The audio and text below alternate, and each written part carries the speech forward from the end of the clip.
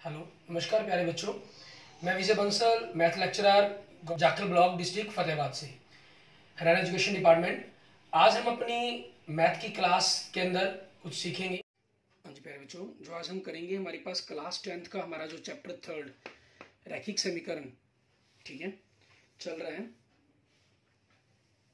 रैखिक समीकरण कौन से? दो चर वाले रैखिक समीकरण, ठीक है, के युग्म। उसकी एक्सरसाइज 3.3 के सेकंड क्वेश्चंस को करेंगे। फर्स्ट क्वेश्चंस के अंदर हमने थर्ड क्वेश्चंस को करेंगे। सेकंड क्वेश्चन हम ऑलरेडी कर चुके हैं, ठीक है। फर्स्ट और सेकंड क्वेश्चन में हमने प्रतिस्थापन विधि से क्वेश्चनों को हल करना सीखा था। यहाँ हमें तीसरे क्वेश्चन में हमें समीकरणों से पहले दी गई हमको एक स्टेटमेंट दी गई है, उससे हमें समीकरण बनानी है, फिर उस समीकरण को हल करना है। हल करने के लिए आपके पास क्या रहेगी? प्रतिस्थापन विधि का ही प्रयोग हम करेंगे, ठीक है। आपके पास क्वेश्चन नंबर 3 की हमारा फर्स्ट पार्ट देखिए। आपको क्या कह रहा है पहले इसमें? कहना निम्न समस्याओं में रैखिक समीकरण युग्म बनाइए और उनके हल प्रतिस्थापन विधि द्वारा ज्ञात कीजिए। ये हमारे पास रैखिक समीकरणों को, दो चर वाले रैखिक समीकरण युग्म है, उनको हल करने की दूसरी विधि है। पहली हमने ग्राफ विधि की थी, दूसरी हम ये कर रहे हैं। अब पहले ही क्वेश्चन में क्या कह रहे हैं? दो संख्याओं का अंतर 26 है, एक संख्या दूसरे की 3 गुनी है, ठीक है। अब उसी चीज के अकॉर्डिंग हम क्या करते हैं? संख्याएं पता करनी है हमें दोनों। माना पहली संख्या, ठीक है, माना पहली संख्या x, फिर माना दूसरी संख्या जो भी कहा जाएगा हमें y, ठीक है। अब इसमें क्या कहा इन्होंने? पहले प्रश्नानुसार क्या कहा इन्होंने? दो संख्याओं का अंतर मीन्स इनके अंदर आपस में जो अंतर है वो 26 का अंतर है, ठीक है। हमारी पहली समीकरण बन गई। फिर दूसरे प्रश्नानुसार, दूसरी बात क्या कही है क्वेश्चन के अंदर इन्होंने कहा एक संख्या दूसरी की 3 गुनी है। मीन्स अगर मान लो x बड़ी है, y छोटी है, तो हमने यही माना है यहाँ पर, तभी घटाया 26। बड़ी संख्या छोटी संख्या की 3 गुने के बराबर है, मीन्स x बराबर 3y, तो x माइनस 3y बराबर 0। आपके पास ये दूसरी समीकरण आ गई, ठीक है। हमें क्योंकि प्रतिस्थापन विधि लगानी है, तो यहाँ हम साथ साथ, ठीक है, इसके ऊपर हम x का प्रतिस्थापित करते हुए x का मान भी हम ज्ञात कर लेंगे। प्रतिस्थापित करते हुए जैसे आपको यहाँ से x का मान ज्ञात करना था, तो क्या होगा? x बराबर 26 प्लस y, ठीक है। आप चाहें तो इसको आप तीसरी समीकरण नाम दे सकते हैं। अगर आप यहाँ ना करना चाहें, पहले से सिंपल समीकरण बनाना चाहें, तो हम इस चीज़ के लिए बाद में भी लिख सकते हैं। जैसे इस चीज़ को हमने यहाँ छोड़ दिया, यहाँ पर हम नहीं कर रहे इसको, ठीक है। तो हमारे पास क्या रहेगा? हम यहाँ पर ले लेंगे समीकरण 1 से। एक क्या है आपके पास? x माइनस वाई बराबर 26। तो यहाँ से x बराबर क्या बन गया? 26 प्लस वाई, आपकी तीसरी समीकरण, ठीक है। अब x का मान समीकरण 1 से निकाले ना, तो 2 में रखेंगे। 2 में रखने पर दो क्या चीज आपके पास? x माइनस 3y बराबर में 0। x की जगह क्या रखना हमने? 26 प्लस वाई माइनस 3y बराबर में 0 आपके पास। तो यहाँ से y माइनस 3y आपके पास क्या हो गया? माइनस 2y हो गया, और 26 दूसरी राइट साइड में जाके क्या हो गया? माइनस का हो गया। तो यहाँ से आपके पास y क्या हो जाएगा? माइनस 26 बाई माइनस 2, माइनस से माइनस कैंसिल, 26 2 से कटकर आपके पास y कितना आ जाएगा? 13 आ जाएगा। y का मान हमारे पास 13 आ गया। अब x का मान निकालने के लिए हमें क्या करना होगा? ठीक है, इसलिए x बराबर में सीधा तीसरी समीकरण का यूज कर लेंगे। 26 प्लस वाई, 26 प्लस वाई का मान कितना? 13। तो x कितना हो गया? 39। सो आंसर क्या बन गया आपके पास? पहली संख्या आपने x मानी थी, वो कितनी है? 39, ठीक है। और दूसरी संख्या हमने y मानी थी, वो कितनी है? 13 आपके पास, ठीक है। ये आपका आंसर बन जाएगा थर्ड क्वेश्चन का फर्स्ट पार्ट हमारे पास। क्लियर? उसके बाद देखते हैं हम नेक्स्ट हमारे पास सेकंड पार्ट। इसके अंदर हमें क्या कह रहा है करने के लिए, उसको देखेंगे। सेकंड पार्ट के अंदर आपके पास हमें कह रहे हैं, आपको दो संपूरक कोण दिए हुए हैं इन्होंने, ठीक है। दो संपूरक कोणों के बारे में जिक्र कर रहा है, उसके अकॉर्डिंग हमें अपनी स्टेटमेंट तैयार करनी होगी। दो संपूरक कोणों के बारे में क्या कह रहा है? कहते दो संपूरक कोणों में बड़ा कोण छोटे कोण से 18 डिग्री अधिक है, तो उन्हें ज्ञात कीजिए। अब सेकंड क्वेश्चन हमारे पास थर्ड का, माना बड़ा कोण आपके पास मान लेते हैं x डिग्री, माना छोटा कोण, ठीक है, उसको मान लेते हैं हम y डिग्री। अब पहले प्रश्नानुसार मीन्स पहले ही शब्द के अंदर इन्होंने क्या कहा है, संपूरक कोण मीन्स दोनों का जो जोड़ है वो 180 डिग्री बनता है आपके पास, ठीक है, क्योंकि संपूरक कोण कहेंगे। और दूसरे प्रश्नानुसार हमारे पास, दूसरे प्रश्नानुसार इसमें क्या कहा है, बड़ा कोण छोटे कोण से 18 डिग्री अधिक है, मीन्स बड़े में से अगर छोटा घटा देंगे तो आपके पास 18 डिग्री बचेगा दूसरा। अब वही काम हमारे पास समीकरण 1 से प्रतिस्थापन विधि में यही करना होता है हमें। x प्लस वाई बराबर में 180 दिया गया, x बराबर 180 माइनस वाई। आपके टोटल 4 मेथड है इनमें, पहला ग्राफ, दूसरा प्रतिस्थापन विधि, ठीक है, तीसरा विलोपन विधि, चौथा ब्रज गुणन विधि। उनके बारे में हम अपनी अगली एक्सरसाइज 3.4 और 3.5 में सीखेंगे। अब x बराबर हमारे पास ये मान आ गया, इसको हमने तीसरी समीकरण नाम दे देंगे। अब x का मान क्या करेंगे, समीकरण 2 में रखने पर, क्योंकि ये जो तीसरी समीकरण बनाई है हमने समीकरण 1 से बनाई है, 2 क्या है, x माइनस वाई बराबर 18, x की जगह 180 माइनस वाई बराबर 18, तो यहाँ से -2y बराबर 18 माइनस 180 मीन्स कितना आ गया, -162 आ गया, ठीक है आपके पास। और तो y का मान कितना हो जाएगा यहाँ से, -162 बाई -2 मीन्स 81 डिग्री, ठीक है। ये हमारे पास हमारा x का मान आ गया, सॉरी y का मान आ गया। अब y का मान आ गया तो x का मान क्या होगा हमारे पास, ठीक है। हम y का मान क्या करेंगे, हमारी इस तीसरी समीकरण के अंदर हम इसको रख देंगे हमारे पास। तीसरी समीकरण में रखने पर आपके पास वही जैसे हमने फर्स्ट पार्ट में किया, डायरेक्ट रखना चाहें डायरेक्ट भी रख सकते हैं, और आप चाहें तो इसके लिए मतलब कि पहले लाइन लिखना चाहें कि y का मान समीकरण 3 में रखने पर तो ऐसे भी लिख सकते हैं। पिछले क्वेश्चन में मैंने आपको डायरेक्ट लिख के दिखाया, अब इसमें मैं लाइन लिख के दिखाता हूँ। y का मान समीकरण 3 में रखने पर जो आपको सही लगे वो आप उस ढंग से कर सकते हैं। x बराबर 180 माइनस वाई, 180 माइनस वाई कितना, 81, सो ये कितना हो गया, 99 डिग्री, ठीक है। तो आपके पास आपके आंसर क्या आ गए, बड़ा कोण और छोटा कोण मीन्स 99 और 81 डिग्री की, आंसर 99 डिग्री एंड 81 डिग्री, ठीक है। ये आपके क्वेश्चंस के आंसर बन जाएंगे, क्लियर। इसके बाद देखते हैं हमारे पास हमारा नेक्स्ट इसका थर्ड पार्ट, उसके अंदर हमें क्या कह रहे हैं उसको देखेंगे तीसरे क्वेश्चन के। इसके थर्ड पार्ट में हमें कह रहे हैं एक क्रिकेट टीम ने के कोच ने बल्ले 7 बल्ले और 6 गेंदे 3800 रुपये में खरीदी, ठीक है, क्वेश्चन नंबर थर्ड का तीसरा पार्ट।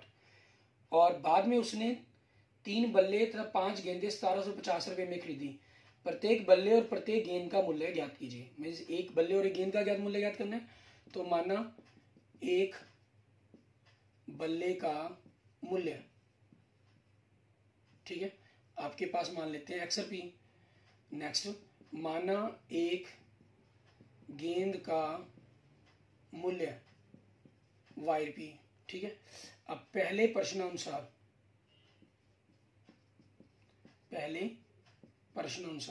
क्या कहा गया, इन्होंने 7 बल्ले खरीदे। अगर एक बल्ला x रुपये का आता है तो 7 बल्ले कितने के आएंगे, 7x के। जैसे मान लीजिए अगर एक बल्ला 50 का है तो 7 क्या होंगे, उससे गुना करके पता चलेगा। यहाँ 50 की जगह x का आ गया तो 7x। और 6 गेंदे, एक गेंद y रुपये की तो 6 गेंदे 6y की, कुल मतलब दोनों को जोड़ देंगे कितना हो गया 3800, समीकरण 1 होगी। आप चाहें तो जैसे मैंने आपको पहले ही क्वेश्चन में बताया भी था, आप यहाँ भी पहले x बराबर ही तैयार कर सकते हैं, वो आपकी चॉइस पर डिपेंड करता है, ठीक है।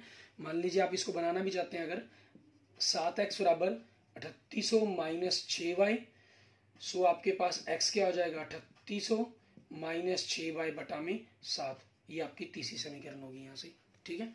उसमें समीकरण 1 से लिखने पर आपका वो बच जाता है। उसके बाद दूसरे प्रश्नानुसार, क्योंकि हमने प्रतिस्थापन विधि का ही प्रयोग करना है, ठीक है। दूसरे प्रश्नानुसार कि आपके पास क्या चीज़ है, कितने का ही इन्होंने बल्ले खरीदे थे, 3 बल्ले और 5 गेंदे, 3 बल्ले 3x की, 5 गेंदे 5y की, टोटल रुपये लगे 1750, ठीक है, दूसरी समीकरण। अब x, ठीक है, x का मान समीकरण हमने x का निकाला हुआ, समीकरण 2 में रखने पर हमारे पास ये चीज़ हो जाएगी।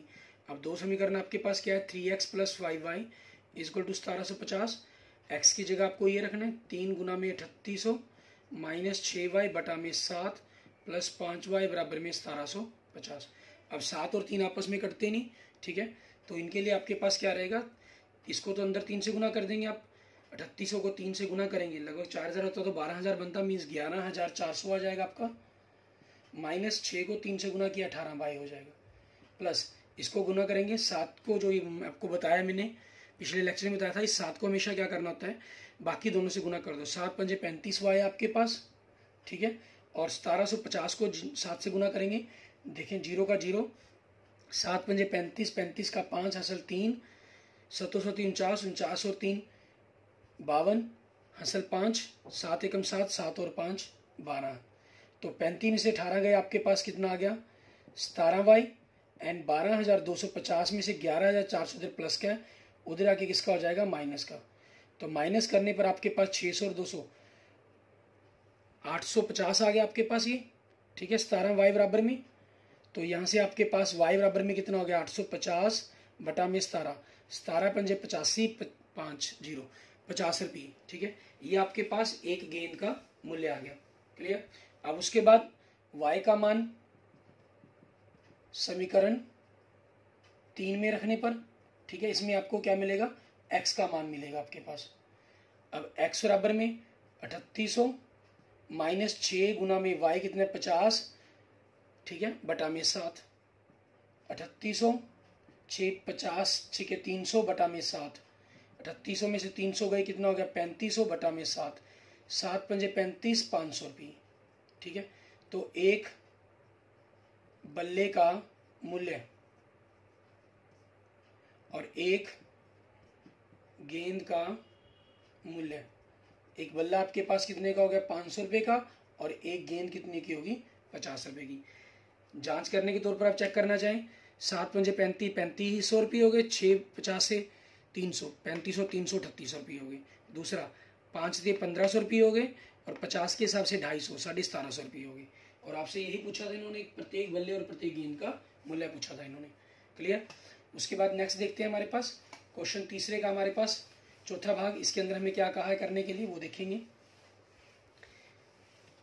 इसके अंदर क्वेश्चन नंबर 4 के, क्वेश्चन नंबर 3 के फोर्थ पार्ट के अंदर हमें कह रहा है, एक नगर में टैक्सी के भाड़े का एक नियत भाड़े के अतिरिक्त चली गई दूरी पर भाड़ा सम्मिलित किया जाता है। मीन जो हम किसी भी शहर, कोई टैक्स शहर है उसके अंदर अगर आप टैक्सी लेते हैं तो टैक्सी में बैठते सार ही आपके पास जो मीटर स्टार्ट हो जाता है, ठीक है, उसका एक नियत भाड़ा फिक्स है। और उसके बाद 10 किलोमीटर दूरी के लिए भाड़ा 105 रुपये था, 15 किलोमीटर 155 रुपये लगते हैं। नियत भाड़ा और प्रति भाड़ा क्या है ये बताएं, और एक व्यक्ति को अगर 25 किलोमीटर जाना हो तो कितना भाड़ा देना होगा ये बताएं। ऐसा नहीं कि 10 और 15 का दोनों को जोड़ करके आप 260 रुपये मान लेंगे इसको, नहीं, वो गलत हो जाएगा आपके पास, क्योंकि 10 किलोमीटर 15 किलोमीटर 25 किलोमीटर होगा ना, वो गलत होगा आपका, क्योंकि नियत भाड़ा दोनों के अंदर जुड़ा हुआ है, तो नियत भाड़ा डबल हो गया उसके अंदर। तो उस चीज़ के कारण हम क्या करेंगे यहाँ पर, माना नियत भाड़ा वो आपके पास क्या हो गया x रुपये मान लिया, माना प्रति किलोमीटर भाड़ा या किराया कह लेते हैं हम, जिसे आम भाषा में YP। अब पहले प्रश्नानुसार 10 किलोमीटर अगर कहता जाते हो, 10 किलोमीटर जाओगे तो x रुपये तो लगेंगे, वो निश्चित है, और 10 किलोमीटर के 10 y लगेंगे, टोटल कितने लगे 105 रुपये, पहली समीकरण। उसके बाद दूसरे प्रश्नानुसार, ठीक है, x तो लगेंगे, कितने गए 15 किलोमीटर 155 रुपये। तभी मैंने इसको कहा था कि आप इनको जोड़ लेंगे 25 और 10, 25 किलोमीटर का तो आ जाएगा 155 और 105 260 बन गया, लेकिन x डबल ऐड हो गया, x की वैल्यू आपके पास डबल नहीं होनी चाहिए, ठीक है ना। तो वहाँ से आपको यूज़ करना होगा 25 किलोमीटर का जब किराया पता करना है, तो वो आपके लिए x प्लस 25y बन जाएगा। तो आपके पास अगर हम तीसरी यहाँ से बनाना भी चाहें या लास्ट में पता करना चाहें तो वो आपके लास्ट में लिख सकते हैं, यहाँ बनाना चाहे आप तीसरी समीकरण नहीं बना सकते हैं, आप पहली समीकरण से, ठीक है,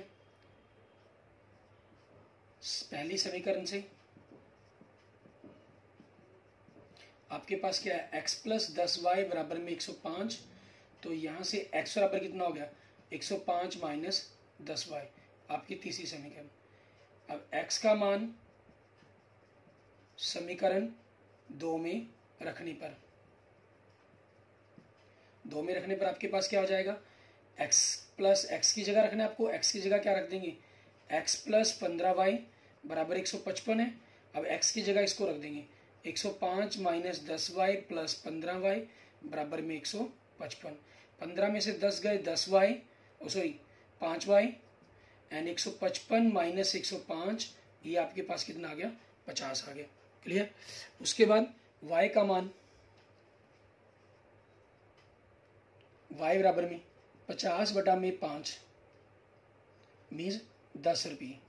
ठीक है, ये आपके पास आपका प्रति किलोमीटर का किराया आ गया। अब इसके बाद हमें क्या करना है, x का मान ज्ञात करेंगे हम। ठीक है, इसलिए x बराबर में x क्या चीज़ है, 105 माइनस 10y, 105 माइनस 10 गुना में 10, तो x बराबर 105 माइनस 10 गुना में 10 100, मतलब 5 रुपये। ये x का मान आ गया, ये y का मान आ गया आपके पास। ठीक है मतलब नियत भाड़ा 5 रुपये हो गया, एंड प्रति किलोमीटर भाड़ा, ठीक है, मीन्स 1 किलोमीटर का किराया जो लगेगा वो 10 रुपये हो गया। अब 25 किलोमीटर का भाड़ा वो क्या होगा, x प्लस 25y, क्योंकि x तो आपके पास फिक्स हो गया और 25 किलोमीटर का 25y हो जाएगा। तो x की वैल्यू 5 है, y की वैल्यू 10 है, तो आपके पास 5 प्लस 25 को 10 से 250, 250 को के अंदर 5 जोड़े तो कितना हो जाएगा, 255 रुपये। ये आपके पास आपके क्वेश्चन का आंसर बन जाएगा। क्लियर।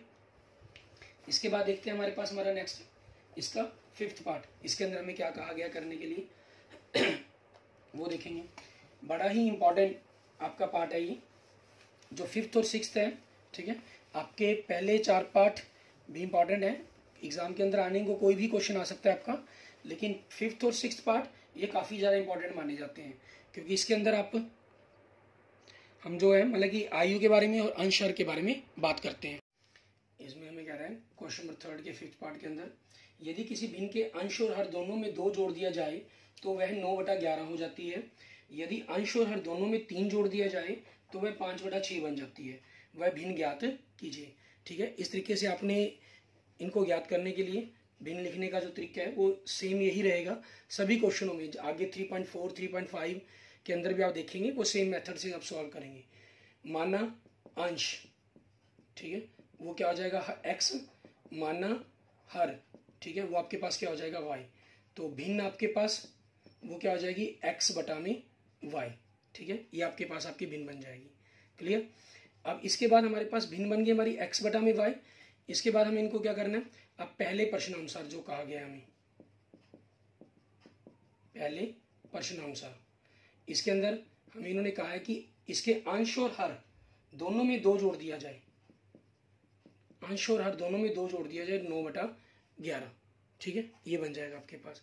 इनको क्रॉस गुना कर देंगे, फिर उसके बाद अंश में हर में दोनों में जोड़ दिया, 11 से गुना किया 11x, 11 को 2 से गुना किया 22, 9 को क्रॉस गुना किया 9y, 9 दूनी 18। अच्छा, इसमें दोनों में कहा था तो हमने दोनों में जोड़ दिया। कई बार आपको क्या होगा, सिर्फ अकेले अंश में कहेगा हर में नहीं कहेगा, या हर में कहेगा अंश में नहीं कहेगा, तो आपने सिर्फ उसी पर काम करना होगा, दूसरे को आप एज इट छोड़ देंगे। अब हमके पास 11x, 9y दूसरी तरफ लेफ्ट साइड में जाके माइनस का 18 minus y, 11x minus 9y, 18 में से 22 गए -4, समीकरण 1 हो गया आपके पास। उसके बाद दूसरे प्रश्नानुसार इसमें क्या कह रहा है आपको वो देखेंगे। दूसरे प्रश्नानुसार में हमें कह रहा है यदि अंश और हर दोनों में 3 जोड़ दिया जाए, मीन्स अंश में भी 3 जोड़ दें और हर में भी 3 जोड़ दें, तो आपके पास क्या आ जाती है, ये 5/6 बन जाती है। क्लियर। अब फिर वही क्रॉस मल्टीप्लिकेशन, 6 से गुना किया 6x प्लस 6 थी 18, फिर इधर 5 से गुना किया 5y, 5 दिए 15, 6x माइनस 5y, 15 माइनस 18, तो 6x माइनस 5y, 15 में से 18 गए -3। ठीक है, ये आपकी दूसरी समीकरण बन जाएगी। क्लियर। इस तरीके से आपके पास समीकरण 1 और समीकरण 2 आपकी तैयार हो गई हैं। अब इन समीकरण 1 और 2 से हमें हल करने के लिए हमें करना क्या होगा, हम इसमें करेंगे जैसे समीकरण 1 से आपको दिया गया 11x माइनस 9y बराबर में -4, तो यहाँ से आपके पास 11x बराबर में -4 plus 9y, 9y right side में जाके प्लस का हो जाएगा, तो यहाँ से x -4 प्लस 9y बटा में 11, ये x का मान आ गया आपके पास। क्लियर। अब x का मान हम क्या करेंगे, समीकरण 2 में रख देंगे, x का मान, ठीक है, समीकरण 2 में रखने पर, क्योंकि 1 से निकाला है ना हमने, तो इसलिए हम इसको 2 में रखेंगे। 2 में रखने पर आपके पास 2 समीकरण क्या है, 6x माइनस 5y बराबर में -3, तो यहाँ से आपके पास 6 x की जगह क्या रखेंगे, -4 प्लस 9y बटा में 11 माइनस 5y बराबर में -3। तो 6 को अंदर गुना कर देंगे, 6 चौके 24, 9 छके 54y, और इस 11 को इधर गुना कर देंगे, 11 बन जाए 55 और 11 को -3 से -33। क्लियर। तो यहाँ से आपके पास 54 में से 55 गए -y -33 प्लस 24, क्योंकि राइट साइड में जाके पॉजिटिव हो जाएगा -9। सो यहाँ से y बराबर में कितना आ गया आपका 9 आ गया, माइनस से माइनस कैंसिल हो गया।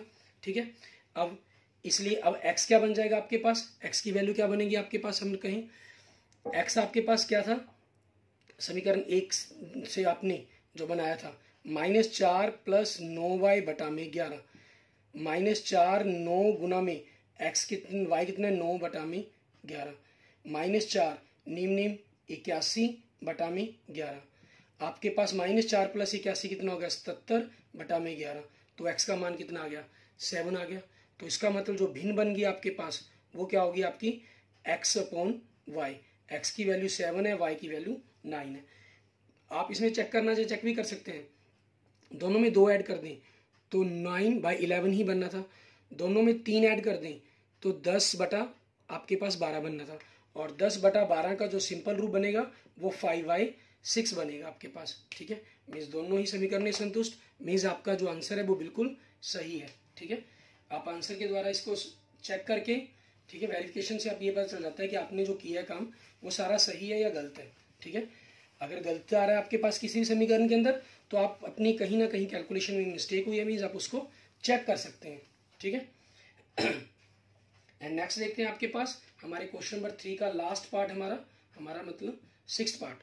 ये पार्ट भी आपके पास मोस्ट इंपॉर्टेंट क्वेश्चंस है, क्योंकि इसके अंदर आपके पास आयु के बारे में दिए गए हैं। आयु के भिन्न के क्वेश्चन सबसे ज्यादा इंपॉर्टेंट है आपके पास आपके सिलेबस के अंदर से। कहना 5 वर्ष पूर्व जैकब की आयु उसके पुत्र की आयु से 3 गुना हो जाएगी। 5 वर्ष पूर्व जैकब की आयु उसके पुत्र की आयु 7 गुना थी, उसकी वर्तमान आयु क्या है। हमें इनकी वर्तमान आयु ज्ञात करनी है। माना जैकब की वर्तमान आयु, ठीक है, हम जैकब की वर्तमान आयु मानते हैं, वो मान लेते हैं हम x वर्ष आपके पास। उसके बाद माना जैकब के पुत्र की वर्तमान आयु, ठीक है, वो आपके पास कितनी होगी y वर्ष होगी। क्लियर। अब पहले प्रश्नानुसार क्या कहा इन्होंने वो देखेंगे। पहले प्रश्नानुसार कहा 5 साल बाद। अब यहाँ थोड़ा सा म्यूचुअल अंडरस्टैंडिंग वाला एक क्वेश्चन है आपके पास, लॉजिकल वाला। आपने काफ़ी, आप पहले के तौर पर भी किसी पूछ सकते हैं। मान लीजिए मेरी आयु, ठीक है, मेरी आयु मेरे भाई से 2 गुनी है आज। ठीक है, मेरी आयु मेरे भाई से आज 2 गुनी है। 2 गुनी का मतलब क्या हुआ कि अगर मेरे भाई की y है, मान लीजिए x है, तो मेरी क्या है 2x है। इसका मतलब ये हुआ। ठीक है, और 20 साल बाद, ठीक है, 20 साल बाद मेरी उम्र कितनी होगी 60 साल की होगी। 20 साल बाद, तो मतलब मैं आज कितने का हूं 40 का, तो मेरा भाई कितने का है 20 का। तो 20 साल बाद मेरे भाई की उम्र कितनी होगी 40। ये नहीं करना कि आधी या दुगनी है तो मतलब 60 किसका दुगना होगा 30 का, वो गलत हो जाएगा आपका लॉजिक वहां पर। ठीक है ना, तो इसमें ख्याल रखना था, क्योंकि उम्र के अंदर साल बीतेंगे उतने वो जुड़ते या घटते हैं उम्र के अंदर हमेशा ही। ठीक है, अब यहाँ पर वही बात कही है इन्होंने, 5 वर्ष बाद। 5 वर्ष बाद मतलब आज अगर x साल का हूं मैं जैकब, तो 5 साल बाद x प्लस वाई का हो जाएगा। उसका बेटा y साल का, तो 5 साल बाद y प्लस 5 का हो जाएगा। और कितनी गुना उम्र हो जाएगी उसकी 3 गुना।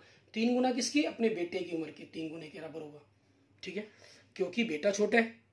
अब x प्लस 5 बराबर में 3y प्लस 15, तो x 3y जाके माइनस का हो जाएगा आपके पास। ठीक है, या हमें क्योंकि प्रतिस्थापन विधि ही लगानी है, आप चाहें तो y को परली तरफ ही रख सकते हैं, कोई जरूरत नहीं है कि इसको इस तरफ लेकर आए। ठीक है ना, x बराबर 3y plus y minus 5 means 3y plus 10, ये आपकी पहली समीकरण। ये सिर्फ प्रतिस्थापन विधि है, उस कारण हमने y को उधर रख लिया। अगर प्रतिस्थापन विधि ना होती तो फिर हम y को इधर लाकर x माइनस 3y बराबर में 10, इसको पहली समीकरण कहते हैं। ठीक है, अगर हमने कोई और विधि लगानी होती। और विधि कौन सी है आपके पास, विलोपन विधि या ब्रजगुणन विधि या ग्राफ विधि, जो भी होती है आपके पास। ठीक है, लेकिन प्रतिस्थापन में ये काम चल जाएगा। दूसरे प्रश्नानुसार इसमें क्या कह रहे हैं, 5 साल पहले, तो दोनों की उम्र 5-5 साल कम होगी। क्या थी, 7 गुना थी, मीन्स उसके 7 गुने के बराबर थी। तो x माइनस 5 7y बराबर माइनस 35। तो x बराबर में आपको, क्योंकि y को तो इस तरफ ही लिखाना होगा, 7y बराबर में माइनस 35 प्लस 5 हो जाएगा, प्लस का हो जाएगा, x माइनस 7y बराबर में माइनस 30 आपकी दूसरी समीकरण हो जाएगी। अब समीकरण 1 से, ठीक है, आपके पास क्या चीज है, x बराबर में 3y बराबर में 10 है। इसको समीकरण 1 से करने की जरूरत ही नहीं है, क्योंकि आपने ऊपर पहले ही समीकरण 1 से कर दिया ऑलरेडी। तो सीधा यहां पर क्या लिख देंगे, x का मान, ठीक है, x का मान समीकरण 2 में रखने पर, 2 में रखने पर, ठीक है। समीकरण 2 आपके पास क्या बनती है, आपकी समीकरण 2 की अगर हम बात करते हैं, आपके पास x माइनस 7y है, x माइनस 7y बराबर में माइनस 30। x की जगह आप क्या रखेंगे, 3y प्लस 10 माइनस 7y बराबर में माइनस 30। 3y में से 7y आपका घटाया तो माइनस 4y, माइनस 30, 10 उधर के माइनस का हो जाएगा, क्या आ जाएगा, माइनस 40, ठीक है। तो यहाँ से आपके पास y कितना आ गया, माइनस 40 बटा में माइनस 4, y का मान कितना आ गया आपके पास, 10 आ गया, ठीक है। अब y का मान 10 आ गया, y का मान हम 10 किस में क्या करेंगे, किसी भी समीकरण में रख सकते हैं, वही x के अंदर रख देंगे। इसलिए x बराबर में 3y बराबर में 10, 3 गुना में 10 प्लस 10 तो 30 प्लस 10, ठीक है, आपके पास ये हो जाएगा। और 30 प्लस 10 आपके पास, ठीक है, मीन्स आपके पास क्या बन जाएगा, 40 हो जाएगा। 30 प्लस 10 बराबर में 40, ठीक है। अब इसलिए जैकब की आयु आपके पास x थी, मतलब कितनी होगी, 40 वर्ष होगी, क्लियर। और पुत्र की आयु वो y मानी थी हमने, वो कितनी होगी, 10 वर्ष होगी। आप इसको चेक भी कर सकते हैं, 5 साल बाद की बात कर रहे हैं, 5 साल ये हो गया 45 साल का, और ये हो गया 10 और 5 15 साल का, 15 45 का 3 गुना था, बिल्कुल सही। 5 साल पहले ये हो गया 35 साल का, और ये हो गया 5 साल का, 35 5 का 7 गुना होता है, बिल्कुल सही। दोनों ही समीकरणें संतुष्ट हो रही हैं आपकी, ठीक है। इट मीन्स आपकी जो कैलकुलेशन है वो सारी की सारी सही है आपकी, clear, okay. Thank you friends, thank you students. अगर आपको मेरी वीडियो अच्छी लगे तो इसको लाइक करें, अपने दोस्तों मित्रों से इसको जरूर शेयर करें, और किसी भी प्रकार की प्रॉब्लम के लिए आप मुझे कमेंट कर सकते हैं, मुझे मैसेज कर सकते हैं, ठीक है। और अगर आपने अभी तक मेरा यूट्यूब चैनल विजय जाखल बंसल मैथ को नहीं सब्सक्राइब किया तो मेरे यूट्यूब चैनल विजय जाखल बंसल मैथ को जरूर सब्सक्राइब करें, okay. Thank you friends, thank you students.